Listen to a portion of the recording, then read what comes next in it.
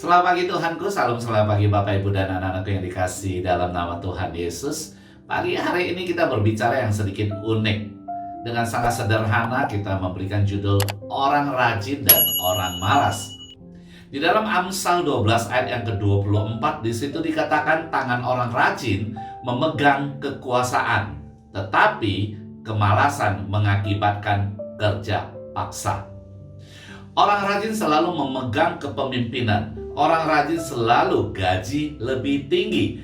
Orang rajin selalu fasilitasnya lebih baik. Dan orang rajin selalu pasti lebih berkuasa.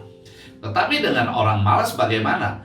Orang malas disuruh baru kerja, tidak disuruh tidak bekerja. Di dalam Amsal 13 ayat 4, di situ dikatakan hati si pemalas penuh keinginan, tetapi sia-sia. Sedangkan hati orang rajin diberi kelimpahan. Saudara yang dikasihi dalam nama Tuhan Yesus, ini berbicara keinginan. Sehingga apa yang terjadi di dalam Amsal 21 ayat yang kelima di situ dikatakan, rancangan orang rajin semata-mata mendatangkan kelimpahan. Tetapi setiap orang yang tergesa-gesa hanya akan mengalami kekurangan. Si pemalas selalu menginginkan ini, menginginkan itu, tetapi dia tidak mengerjakannya. Hanya menginginkan, terlalu banyak teori. Sedangkan rancangan orang rajin semata-mata mendatangkan kelimpahan. Dan berikutnya kita lihat hasil kerja orang malas dan orang rajin.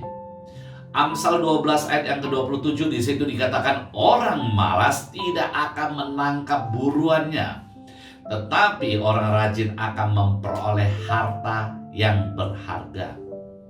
Orang malas tidak akan menangkap buruannya karena apa? Kerjanya lambat.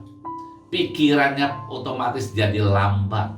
Apa yang menjadi gerakannya juga pasti kalah daripada orang-orang rajin. Tetapi dengan orang rajin yang sudah terlatih dengan tangannya, pikirannya, otomatis kalkulasinya pasti lebih cepat. Mari kita lihat kekayaan orang malas dan kekayaan orang rajin. Amsal 22 ayat yang ke-13 di situ dikatakan si pemalas berkata, ada singa di luar, aku akan dibunuh di tengah jalan. Amsal 10 ayat 4 di situ dikatakan tangan yang lambat membuat miskin, tetapi tangan orang rajin menjadi kaya. Saudara yang dikasihi dalam nama Tuhan Yesus, perhatikan baik. Orang malas selalu banyak alasannya. Kerja ini belum kerja alasannya lebih banyak daripada pekerjaannya. Saudara yang dikasihi dalam nama Tuhan Yesus, pesan kepada orang malas. Amsal 6 ayat yang ke-6. Hai pemalas, pergilah ke semut, perhatikanlah lakunya dan jadilah bijak. Karena semut tidak perlu ada pemimpin, dia tetap rajin. Saudara yang dikasihi dalam nama Tuhan Yesus, mari yang terakhir, pesan kepada orang rajin.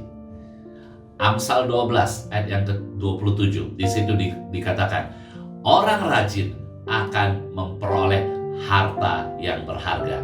Seperti saudara pagi hari ini yang mendengarnya dan melihat daripada YouTube ini adalah orang rajin.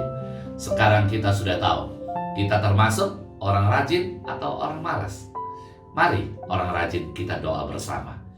Haleluya Yesus, terima kasih Tuhan berkat anugerah-Mu yang selalu ada bersama dengan kami.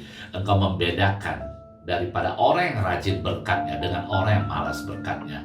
Dan kami percaya kami menerima harta yang berharga pagi hari ini sampai malam dan kami berhasil ya Tuhan. Di dalam nama Allah Bapa Putra dan Roh Kudus, di dalam nama Tuhan Yesus pagi hari ini kami melakukan tugas kami, usaha kami. Di dalam nama Tuhan Yesus mari kita sama-sama katakan amin. Hujan pagi